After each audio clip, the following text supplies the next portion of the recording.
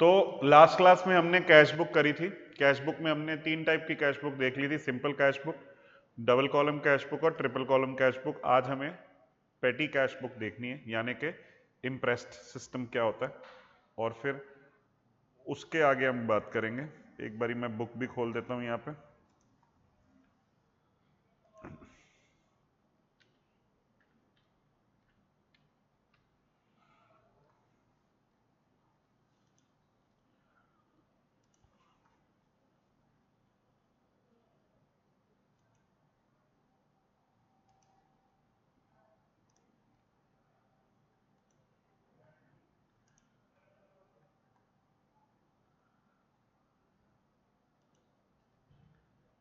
तो ये cash book का हमारा चैप्टर। अब इसमें हम पेटी कैश बुक के बारे में बात करेंगे।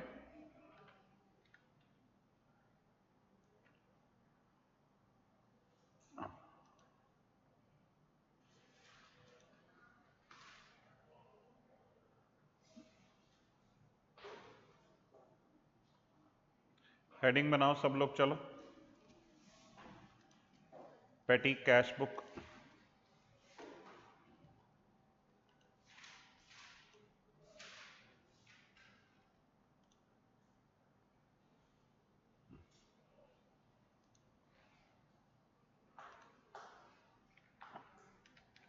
देखो अब क्या होता है अब जैसे मैं और आशीष सर यहाँ ओनर हैं, पार्टनर हैं हम दोनों। कई खर्चे होते हैं जो कि अब यहाँ के पैसे कौन देता होगा, कोई भी खर्चा होता होगा मैं देता हूँ। इनकम भी मेरी होती है, पैसा भी मेरा लगता है, खर्चा भी मेरा होता है ना। तो अब मान लो कि जैसे कल परसों पिछले वाले रूम का एसी खराब हो गया था, 4,000 रुपये लग गए। वो पैसे किसने दिए? मैंने दिए। और फिर हमने रिकॉर्ड कर लिया कि भैया खर्चा हो गया। लेकिन अब मेरा स्टाफ अगर मुझे हर छोटे खर्चे के लिए परेशान करता रहे, अब क्लास में आ जाए, अभी सोचो अंदर सर 20 रुपए देना, दूध लाना, चाय ले, तो फिर तो इरिटेशन हो जाएगी। मतलब आपको एक लेवल ऑफ डिसीजन मेकिंग किसी और को भी तो देना पड़ेगा। सो यूजुअली क्या होता है फर्म्स में, छोटे खर्चों को मैनेज करने के लिए किसी एक व्यक्ति को अपॉइंट कर लिया जाता है, ठीक है, और उसे महीने की शुरुआत में एक बड़ा सम दे दिया जाता है कि भाई तू पूरा महीना इसमें से खर्चा करता रहे, ठीक है। और फिर महीने के एंड पे उससे हिसाब लिया जाता है, और जितना खर्चा किया जाता है वो उसे रीइंबर्स कर देते हैं, ताकि अगले महीने की शुरुआत में उसके पास फिर से वही अब बैलेंस शुरू से हो जाए। अब मान लो मैंने ऐसे अपॉइंट कर दिया पेटी कैश ऑफिसर, तो अब मैं इसको महीने की शुरुआत में 5,000 रुपये दे दिए। अब पेटी कैश बुक ये बनाएगा और जो भी पेटी खर्चे हैं इनको मैनेज करेगा। महीने के एंड में मैं पेटी कैश बुक देखूंगा, मैं देखूंगा अच्छा 3,500 का खर्चा हुआ, तो मैं इसको कितने वापस करूंगा? अब 3,500, ताकि इसका बैलेंस वापस 5,000 पे आ जाए। इस सिस्टम को इम्प्रेस्ड सिस्टम भी कहते हैं, ठीक है। चलो इसके बारे में बात करते हैं, लिखते हैं।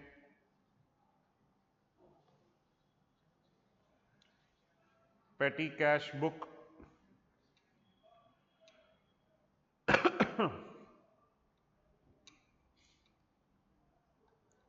in a firm, a number of small payments for carriage, stationery, postage, etc.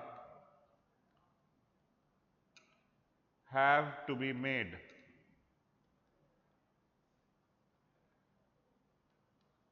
If all these payments are recorded in the cash book, it will become unnecessarily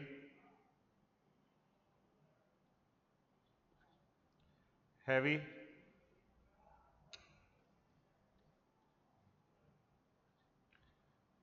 and also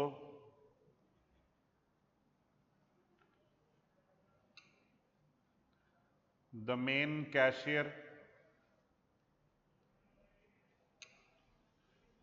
will be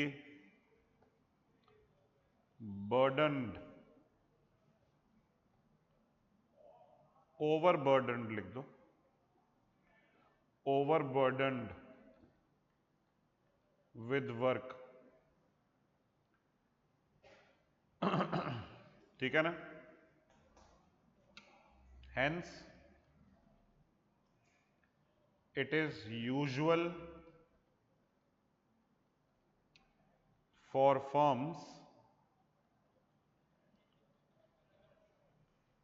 to appoint a person as petty cashier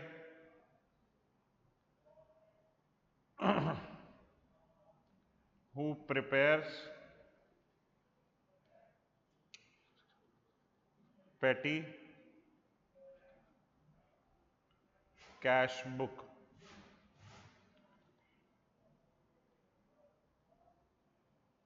ठीक है? Impress system में क्या होता है? You give that person a certain some of money, he will spend out of that money, and then at the end of the month you will reimburse him। what do I mean by reimbursement? जितना खर्चा किया वो वापस दे देंगे उसे, that is reimbursement। ठीक है? तो अब आपकी बुक खोल लेते हैं एक बारी, इलस्ट्रेशन नंबर 4 देखते हैं। वो आपसे कह रहे हैं प्रिपेयर अ पेटी cash book on the impressed system from the following. तो ये पेटी कैश बुक बनाने के लिए कह रहे हैं, जनवरी 1 को 100 रुपये मिले हैं पेटी कैश के, और फिर ये खर्चे हो रहे हैं। पेटी कैश बुक का फॉर्मेट थोड़ा अलग होता है, पहले उसे हम बनाते हैं। ठीक है? आओ, हम इलस्ट्रेशन नंबर 4 ही कर रहे हैं,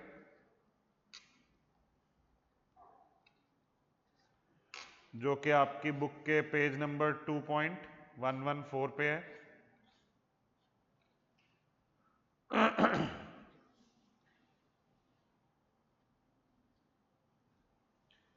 पेज नंबर 2.114।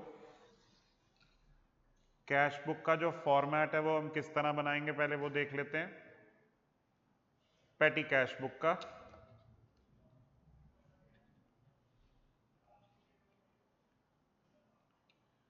सबसे पहले देखो कि टी शेप नहीं बनता यहां पे, पेटी कैश बुक टी शेप में नहीं बनेगी। हाँ, लेकिन डेबिट और क्रेडिट दो अलग अलग काम आएंगे। तो हम सबसे पहले एक रिसीट्स का कॉलम बनाएंगे, कौन सी डेट को ट्रांजैक्शन हो रही है उसका कॉलम बनाएंगे। फिर एक वाउचर नंबर का कॉलम बनाएंगे, ये हम खाली छोड़ देंगे, ना बनाए तो भी चलता है। फिर ये जो पर्टिकुलर्स का कॉलम है, फिर उसके बाद टोटल खर्चों का कॉलम आएगा, और फिर उसके बाद जो जो मेरी ग्रुपिंग बनती जाएगी। अब जैसे कन्वेंस, वेजेस, अलग अलग उसके मैं कॉलम बनाता जाऊंगा। अब जैसे सबसे पहले क्या हुआ, 1 जनवरी को मुझे पैसे प्राप्त हुए हैं। अब पैसे प्राप्त हुए हैं तो मतलब मेरे को पैसे आए हैं, है ना? जर्नल एंट्री क्या होगी? अब 2 कैश बुक्स हैं मेरे पास, 2 कैश अकाउंट है, एक मेन कैश है, एक पेटी कैश है। एक में से उठ के दूसरे में पैसा जा रहा है, जिसमें पैसा आ रहा है उसे डेबिट करेंगे, जहां से जा रहा है उसे क्रेडिट करेंगे, यानी एंट्री क्या आएगी? पेटी कैश टू कैश। तो यानी यहां पे लिखा जाएगा टू कैश अकाउंट कितने रुपए? 100 रुपए, रिसीट्स में लिख दिए। तो एक तरह से ये आपका डेबिट साइड हो गया, रिसीट वाला, और ये जो टोटल वाला है वो कौन सा साइड हो गया? क्रेडिट साइड हो गया। लेकिन टू और बाय दोनों कहां लिखने हैं? पर्टिकुलर्स में। समझ में आया? अब जैसे पहला खर्चा देखते हैं, कौन सी डेट को हो रहा है? देखो, 2 जनवरी को बस फेयर दिया 50 पैसे का, और कार्टेज दी है 2.5 रुपए की। तो मैं लिखता हूं 2 जनवरी को बाय सन्ड्री एक्सपेंसेस, एक कन्वेंस का कॉलम बना लिया, एक कार्ट्रिज का बना लिया। पतले पतले बनाना भाई। तो 50 पैसे यहां खर्चे, 2.5 रुपए यहां खर्चे, टोटल खर्चा 3 रुपए। एंट्री समझ में आई क्या करी मैंने? फिर उसके बाद वो कह रहे हैं 3 तारीख को पोस्टेज और कैजुअल लेबर, तो यानी वेजेस पे किए 5 रुपए और 6 रुपए। 3 जनवरी को bye sundry expenses, postage, wages 5 रुपए और 6 रुपए, टोटल 11 रुपए दे दिए। फिर 5 जनवरी को आपने 4 को आपने स्टेशनरी का खर्चा किया और बस के चार्जेस का, तो स्टेशनरी के लिए अलग से कॉलम बना देंगे और बस तो आपका कन्वेंस में ही आ जाएगा ना, बाय सन्ड्री एक्सपेंसेस। बस में कितने खर्चे? 2 रुपए, स्टेशनरी में 4 रुपए, तो 2 रुपए कन्वेंस में आए, स्टेशनरी में 4 आए, टोटल 6 रुपए का खर्चा हो गया। अब 5 जनवरी को देखते हैं क्या क्या खर्चा किया आपने। Paid for repairs to chair 15 रुपए, बस फेयर 1 रुपए और कार्टेज 4 रुपए। तो बेटा ये जो रिपेयर वगैरह ये सब मैं अब मिसलेनियस में डाल रहा हूं, ठीक है ना। तो 5 जनवरी को मिसलेनियस में 15 रुपए रिपेयर्स टू चेयर लगा दिया। फिर बस फेयर कन्वेंस में डालेंगे 1 रुपए, और फिर 5 जनवरी को ही कार्टेज है 4 रुपए, कार्टेज का अलग से कॉलम बनाया ना 4 रुपए। तो कितना खर्चा हो गया? 1 4 5, 5 और 15 20। तो बाय सन्ड्री एक्सपेंसेस। फिर 6 को क्या हुआ? देखो कितने सारे खर्चे हुए हैं। 6 को पोस्टेज है 7 रुपए, बस है 3 रुपए,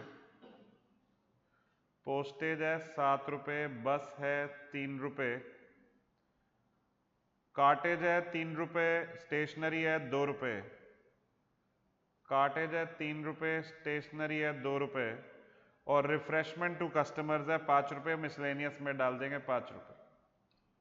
तो कितना खर्चा हुआ? 3 5 नहीं, ये 3 और 3 है ना, 3 3 6, 6 और 7 13, 13 और 2 15, 15 और 5 20, फिर से 20 रुपए का खर्चा हो गया। क्या लिखेंगे? 6 जनवरी को bye sundry expenses. Is that clear? अच्छा, आप देखिए रिसीट कितने की हुई है हमारे पास? 100 रुपए, और अभी तक खर्च कितने हो गए? 3 और 1 14, 3 और 11 सॉरी 14 हो गया, 14 और 6 20, 20 और 20 40, 40 और 20 60। तो 60 रुपए का मेरा अभी तक खर्चा हुआ। ये बात समझ में आई? तो यहां पे अगर मैं यहां पे एक टोटल करने के लिए कॉलम बना दूं तो मेरा खर्चा कितना हुआ है? 60। यहां कितना हुआ? 2 1 3 6.5, यहां 9.5, यहां 12 6 6 20।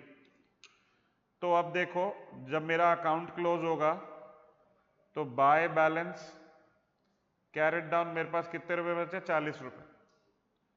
तो मेरा यहां पे भी 100 आ गया और यहां पे भी 100 आ गया, मेरा अकाउंट कंप्लीट। नेक्स्ट मंथ की बिगिनिंग में क्या होगा? टू बैलेंस ब्रॉट डाउन, कितने बैलेंस ब्रॉट डाउन करूंगा मैं इसके अंदर? 40 रुपए। और क्या होता है? रीइंबर्स हो जाता है ना स्टार्टिंग में, तो यहां पे क्या हो जाएगा? टू कैश 60 रुपए ऑटोमेटिकली अगले महीने के लिए मेरे पास शुरुआत करने के लिए कितने आ गए, 100 रुपये आ गए कि नहीं। तो इस प्रकार से ये हमारी कैश बुक बन जाएगी। जरा ध्यान दो, इसको कंप्लीट करो। हो गया?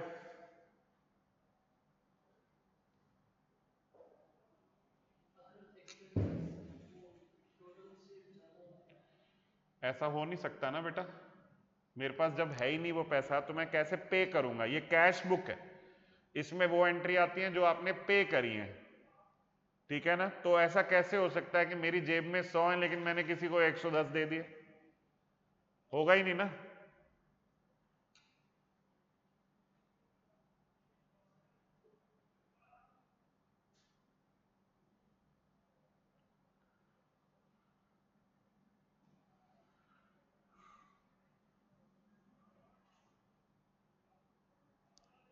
समझ में आ रही है? चलिए आगे बढ़ेंगे। चलिए बढ़े आगे अब। तो यहाँ कैश बुक खत्म हो गया हमारा, इसके अंदर और कुछ बचा ही नहीं हमारे पास कैश बुक में। देखो ये सोल्यूशन है। अच्छा इन्होंने क्या किया, इन्होंने टोटल करके नहीं करी एंट्री। अब जैसे जनवरी 2 है, उसमें 2 है तो इन्होंने बाय कन्वेंस बाय कार्टेज अलग अलग डाला, हमने टोटल डाल दिया था, ठीक है ना। फिर यहाँ पे बाय पोस्टेज बाय वेजेस, तो जैसे मैंने करा वैसे भी कर सकते हैं, जैसे इन्होंने करा वैसे भी कर सकते हैं। इजी मेरे वाला है कि भैया एक ही बार में लिख के उसके फ्रंट में कर दिया। फायदा तो तभी है ना इतने सारे कॉलम बनाने का। पेटी कैश बुक भी हो गया।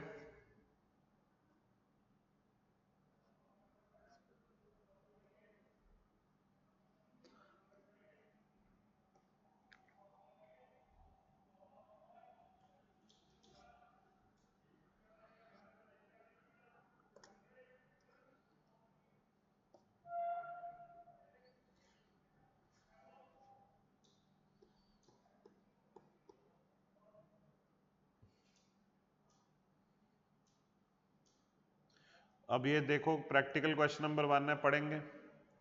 Sri Ramaswamy maintains a columnar petty cash book on the impressed system. The impressed amount is rupees 500. From the following information, show his petty cash book. Show how his petty cash would appear for the week ended 12th September 2022. एक हफ्ते की पेटी cash book बनानी है। कितना impressed amount है? 500। मतलब उसको स्टार्टिंग में कितना मिलता है? 500। और फिर ये सारे खर्चे हैं 7 सितंबर से शुरू होके, balance in hand, received cash, reimbursement to make up the impressed. फटाफट से इम्प्रेस्ड कैश बनाओ।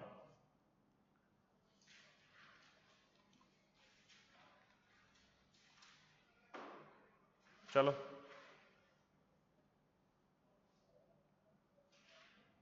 स्टेशनरी का अलग कॉलम बना देना, और रिपेयर्स का भी। अब वैसे अब सबका आप अलग अलग बना ही सकते हो। स्टेशनरी अलग, मिसलेनियस अलग, रिपेयर्स अलग, ट्रैवलिंग अलग, ठीक है। चलो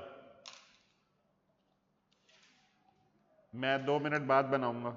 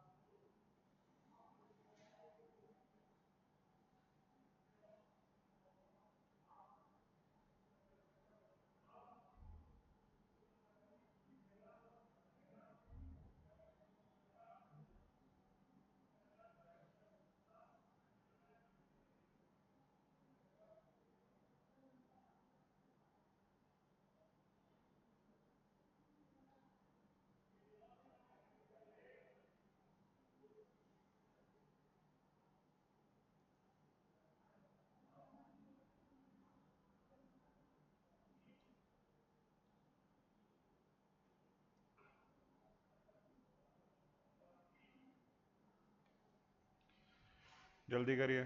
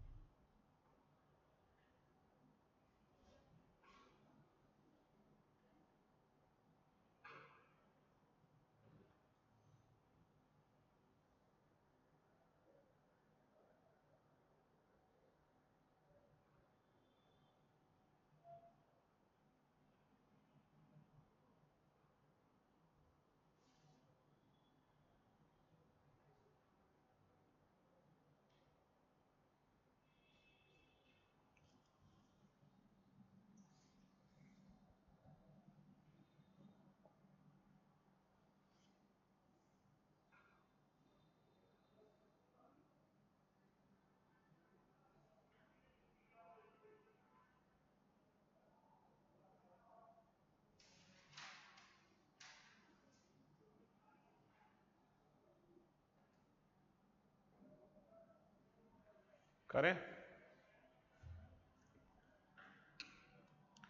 देखो बहुत सिंपल है ये, प्रैक्टिकल क्वेश्चन नंबर 1 है ना।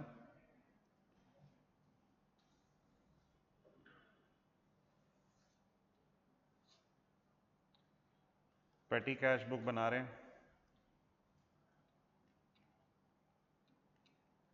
हम। अगर इसका फॉर्मेट ध्यान में रखें पेटी कैश बुक का, तो सबसे पहले रिसीट्स आती हैं, फिर डेट आती है, फिर पर्टिकुलर्स, टोटल। हमने कौन से कॉलम बनाने हैं? स्टेशनरी, रिपेयर्स, ट्रैवलिंग और मिसलेनियस। अब वो कह रहे हैं कि वीक की स्टार्टिंग हुई है कौन सी डेट को? 7 सितंबर को। बैलेंस इन हैंड है 134.90। तो यहां पे क्या लिखूंगा मैं?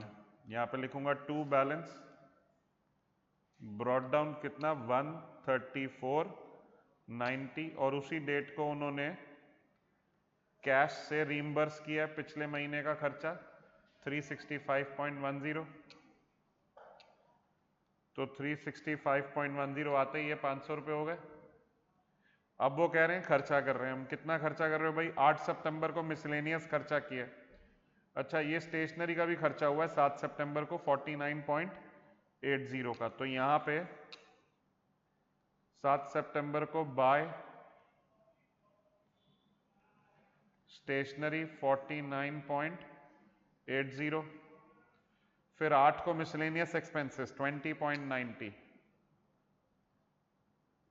बाय मिसलेनियस 20.90, यहां टोटल में आएगा 49.80 और यहां 20.90। फिर उसके बाद 9 सितंबर को रिपेयर्स 156 रुपए 70 पैसे। 9 सितंबर को बाय रिपेयर्स 156 रुपए 70 पैसे, 156.70। फिर नेक्स्ट ट्रांजैक्शन ट्रैवलिंग 10 सितंबर को 68.5 बाय ट्रैवलिंग 68.5। फिर 11 सितंबर को स्टेशनरी 71.4, 11 सितंबर बाय स्टेशनरी 71.4। फिर 12 सितंबर को मिसलेनियस 6.3, 12 सितंबर को बाय मिसलेनियस 6.3। और आखिरी 13 सितंबर को रिपेयर्स 48.3, 13 सितंबर को बाय क्या था रिपेयर्स है, रिपेयर्स कितना 48.30।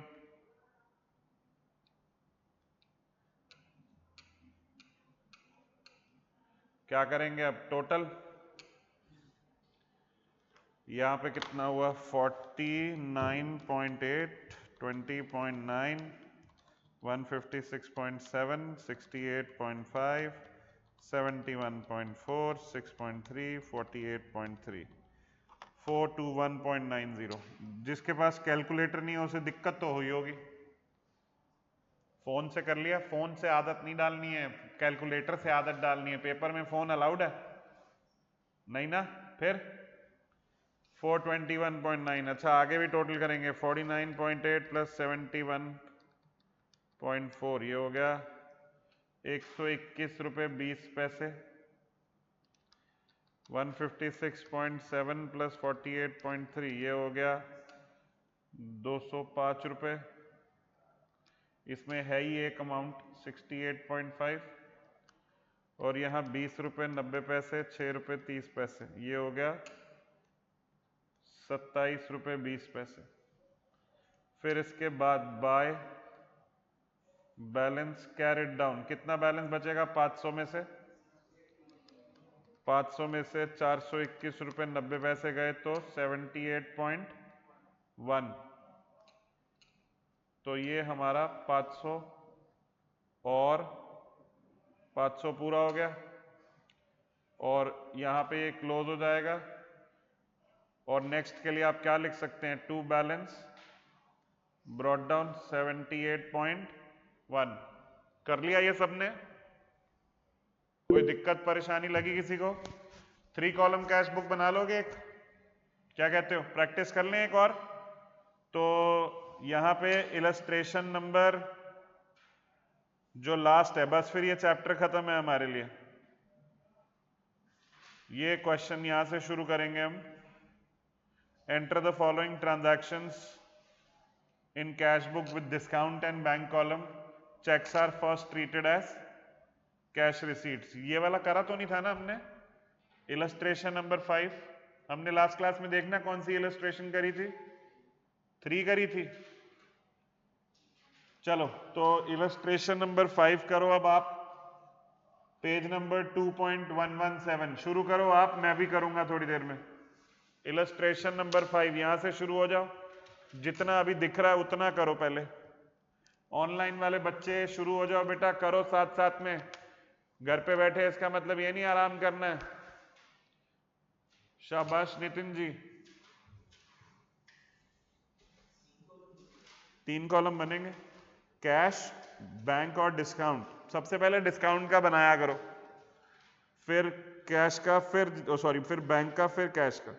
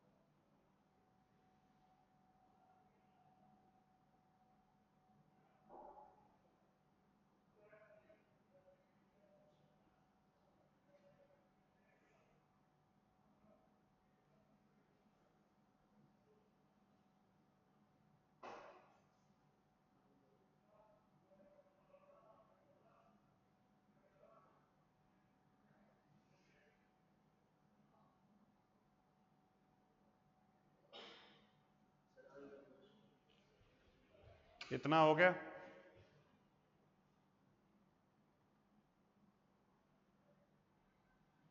देख लो।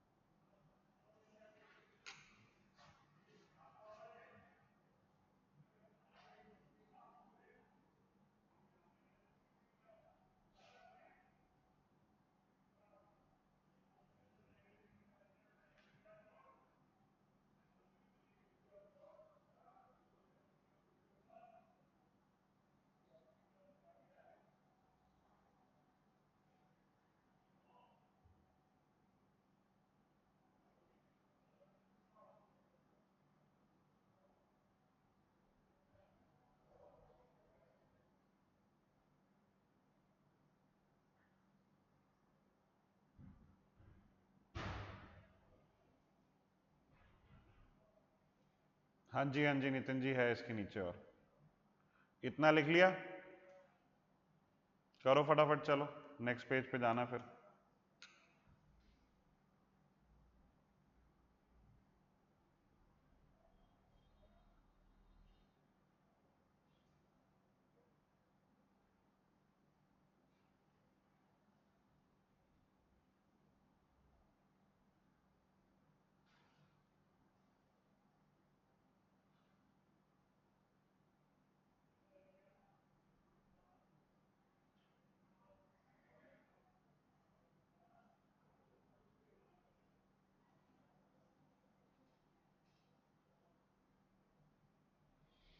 हो गया, चलो आगे बढ़ते हैं फिर, इसको कंप्लीट करें। कितने से ट्रांजैक्शंस और रह गई हैं?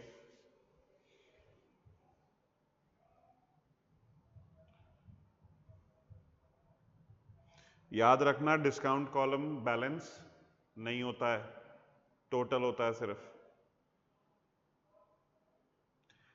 Aditi informed that Srijan's check is dishonored. Now cash is received from Srijan and amount is paid to Aditya through own check. देखो जरा, डिसऑनर हो गया ना। मतलब क्या है इसका? मतलब उसका जो चेक हमने था वो डिसऑनर हो गया, तो पहले उसकी एंट्री ऑपोजिट करेंगे। अभी यहाँ पे क्या किया होगा आपने?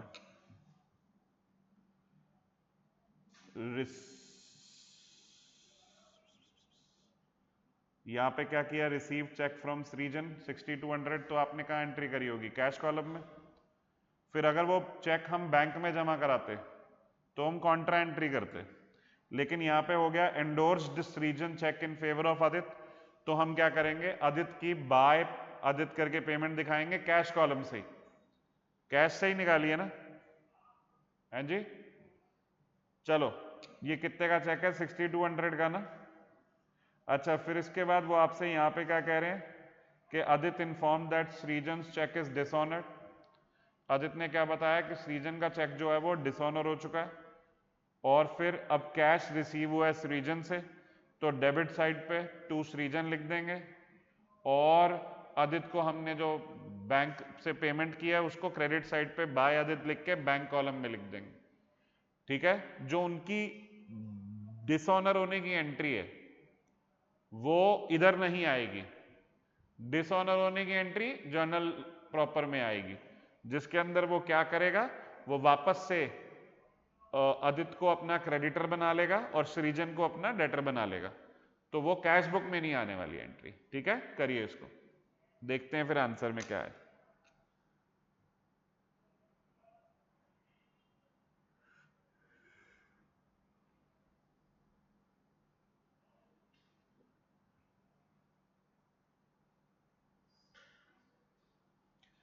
सैटरडे को मेरी वाली क्लास नहीं होगी, ठीक है? इन्फॉर्म कर दिया जाएगा, उसकी जगह यहाँ कोई और क्लास होगी या क्या होगा आपको बता दिया जाएगा। ठीक है? मेरा घर शिफ्ट कर रहा हूँ मैं ज़रा, तो मेरे को उसमें काम है सैटरडे।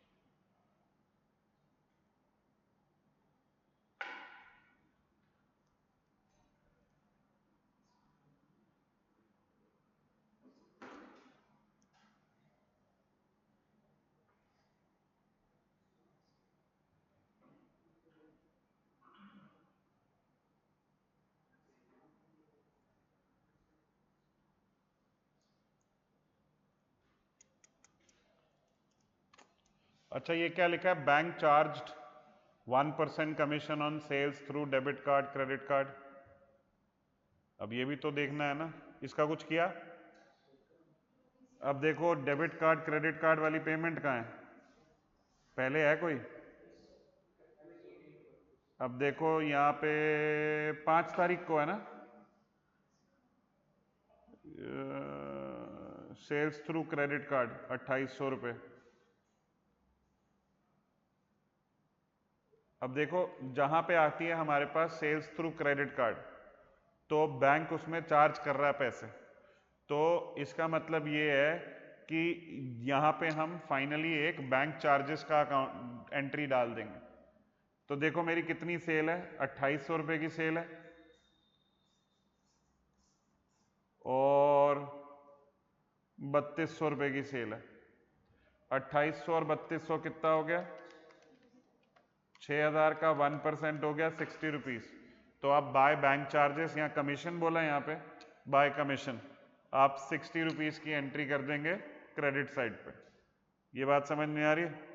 पूरे क्वेश्चन में चेक कर लेना, क्रेडिट कार्ड डेबिट कार्ड से और कोई सेल है, नहीं है ना, तो फिर टोटल 6000 का 1%, यानी 60 रुपए की एंट्री हो जाएगी। ठीक है, हाँ जी अपूर्व और नितिन, ये बात समझ में आई।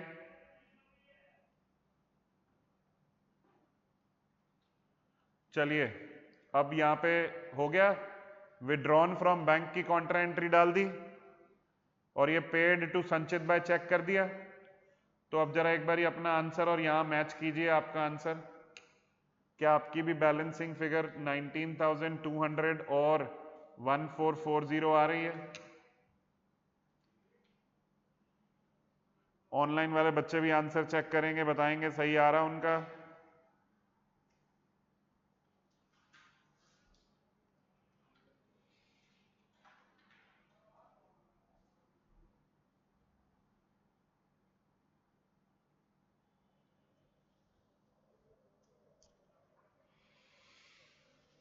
चेक कर लिया, सॉरी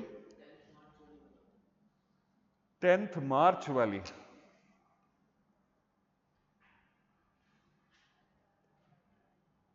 10 मार्च को कह रहे हैं रिसीव्ड चेक फ्रॉम अविरल and deposited the same into bank by allowing discount of ₹50। अब देखो चेक आपने प्राप्त किया है 3600 रुपए, तो इसमें क्या दिक्कत हो गई, मतलब अविरल, तो आप तो डेबिट साइड पे लिख दोगे बैंक कॉलम में, आपने कैश में लिख दिया है क्या, लेकिन deposited on the same day है ना, तो सेम डे पे 2 एंट्रियां थोड़ी करूंगा, समझे मेरी बात। यहां पे देखो क्या लिखा है, रिसीव्ड चेक फ्रॉम अविरल and deposited the same into the bank by allowing discount of 50। तो डिस्काउंट कॉलम में 50 आ जाएगा और बैंक कॉलम में आ जाएगा। अगर सेम डे पे चेक डिपॉजिट हो रहा है, फिर आपको 2 एंट्रियां करने की कैश में, फिर कॉन्ट्रा जरूरत नहीं है, सेम डे। ठीक है, यही डाउट था। और देख लो आंसर में तुम्हारे क्या क्या है, एंट्री बाय एंट्री चेक करो, क्या तुम्हारी भी 2 कॉन्ट्रा एंट्री हैं।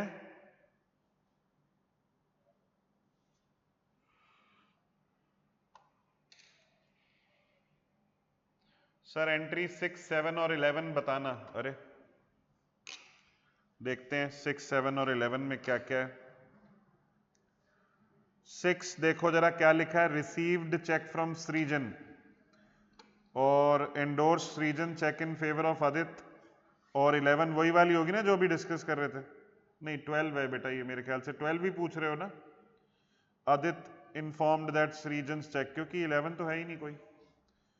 Adit informed that Srijan check is dishonored. Now cash is received from Srijan and amount is paid to Adit. देखो मैं आपको ना एक छोटा सा रफ फॉर्मेट बना के डिस्कस करता हूँ ये बात। अब देखो ये मेरा मान लो बैंक अकाउंट है, इसमें ये कैश कॉलम है, ये बैंक कॉलम है, ये रहा कैश कॉलम और बैंक कॉलम। अब जब आपको 6 तारीख को आदित्य से चेक प्राप्त हुआ है, तो आप क्या लिखेंगे, टू आदित्य, और 6200 रुपये, तो आप कैश में लिख देंगे, क्योंकि आपको जब भी चेक मिलता है तो आप उसे कैश में लगाते हैं। अब जब आपने इसे बैंक में डिपॉजिट किया होता तो आप इसकी कॉन्ट्रा एंट्री करते, आप यहां पे 6200 डेबिट कर देते और यहां पे 6200 क्रेडिट कर देते। लेकिन बैंक ने तो, हमने तो बैंक में जमा ही नहीं कराया, हमने ये चेक सीधा किसी और को दे दिया। बेटा ऐसा है, जब मेरे नाम पे, मान लो नितिन आपने मुझे चेक दिया, तो आपने उसके ऊपर क्या लिखा होगा, पे के ऊपर पे होता है ना, एक लाइन होती है पे, फिर आगे खाली लाइन होती है, उसमें मेरा नाम लिख दिया होगा ना आपने, राजपाल। अब मैं राजपाल हूं, मेरा चेक है वो, मेरे को पैसे मिलने, मैं उसके पीछे लिख दूंगा एंडोर्स्ड टू सृजन। सृजन से थोड़ी है ये, किससे चेक आया, आदित्य, सृजन से तो चेक आया ना, तो रिसीव चेक फ्रॉम सृजन, सॉरी ये एंट्री होनी चाहिए सृजन, ठीक है ना। अच्छा, फिर मैंने क्या किया, मुझे सृजन के पैसे देने थे, मैंने कहा पहले ये चेक मैं अपने बैंक में डालूंगा, फिर पैसे आएंगे, फिर मैं एक नया चेक बनाऊंगा, फिर उसको पैसे दूंगा, रादर मैं यही चेक उसको उठा के दे देता हूं। तो अब मैंने क्या किया, यहां पे बाय आदित्य 6200 रुपए क्रेडिट कर दिए। तो ये जो 6200 मेरे पास आए थे, मैंने इसको कैंसिल कर दिया। अब आदित्य थोड़े दिन बाद आके मुझे बता रहा है 12 तारीख को कि भाई वो जो तुमने चेक दिया था वो तो बाउंस हो गया। अब जब वो चेक बाउंस हो गया तो मैंने अपनी बुक्स में सृजन अकाउंट डेबिट टू आदित्य कर लिया होगा 6200 रुपए। क्या ये एंट्री कैश बुक में पोस्ट होनी चाहिए? लेकिन अब इनको पैसे देने, तो उन्होंने कहा कि सृजन से कैश आ गया है और तुमने आदित्य को नया चेक दे दिया। तो यहां पे क्या बोला है देखो जरा, कह रहे हैं कि now cash is receive from Srijan and amount is paid to Aditya through own cheque. तो आप यहां क्या करोगे, टू सृजन फिर से 6200 और बाय आदित्य इस बार बैंक में 6200। समझ में आ गया क्या दिक्कत हो रही थी यहां पे? Are we okay? चलो अच्छी बात है बेटा। देखो कैश बुक का क्वेश्चन पेपर में आने के चांसेस कम है, लेकिन ऐसा नहीं है कि कभी आया नहीं है। हम अभी एक काम करते हैं, एक बारी अपने सजेस्टेड आंसर्स देखते हैं। आपकी बुक में, आपके जो वेबसाइट है, इधर जो नॉलेज पोर्टल है उसमें यहाँ पे एक सजेस्टेड आंसर्स का टैब होता है। इसमें पिछले अटेम्प्ट्स के आपके सॉल्व्ड पेपर्स होते हैं। तो सजेस्टेड आंसर में करा, फाउंडेशन में करा, तो देखो जनवरी 2025 लास्ट, अभी लेटेस्ट अटेम्प्ट हुआ है मई 2025, पर वो अभी अभी हुआ है। उसका क्वेश्चन पेपर अवेलेबल है वेबसाइट पे, सजेस्टेड आंसर अवेलेबल नहीं है, उसमें थोड़ा टाइम लगेगा, वो भी आ जाएगा आपके पेपर से पहले, वो आ जाएगा, ठीक है। तो अब जैसे जनवरी 2025 का अकाउंट्स का पेपर खोलें तो कुछ इस प्रकार का पेपर आया था। इसमें मैं सर्च कर लेता हूं कंट्रोल एफ करके, कैश बुक है कि नहीं। मेरे ख्याल से कैश बुक तो नहीं आ रखी, फिर भी देखते हैं।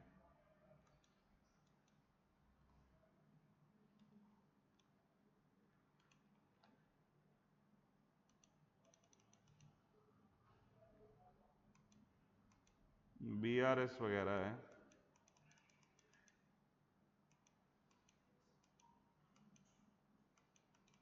ना, इसमें भी नहीं है। इससे पिछले बार में देखें, सितंबर में आई है क्या?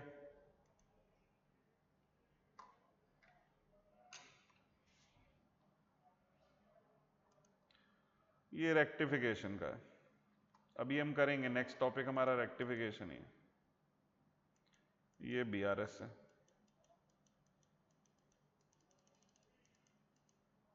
नोप।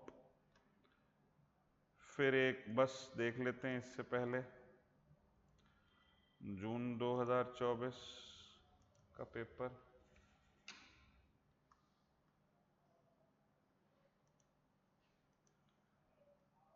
ये भी बीआरएस में, नो, अलग से क्वेश्चन नहीं आया अभी पिछले 3 अटेम्प्ट में, लेकिन इससे पहले आया हुआ है ओल्ड कोर्स में, तो कोई दिक्कत वाली बात नहीं, हमें करना जरूरी था। अब हम जो नेक्स्ट चैप्टर करेंगे वो हम करेंगे रेक्टिफिकेशन ऑफ एरर्स। ठीक है, मैं ज़्यादा नहीं पढ़ाऊंगा आज, मैं ये फ्रेश तरीके से नेक्स्ट क्लास में ही कराऊंगा। मैं सिर्फ छोटी सी एक डिस्कशन करना चाहता हूं।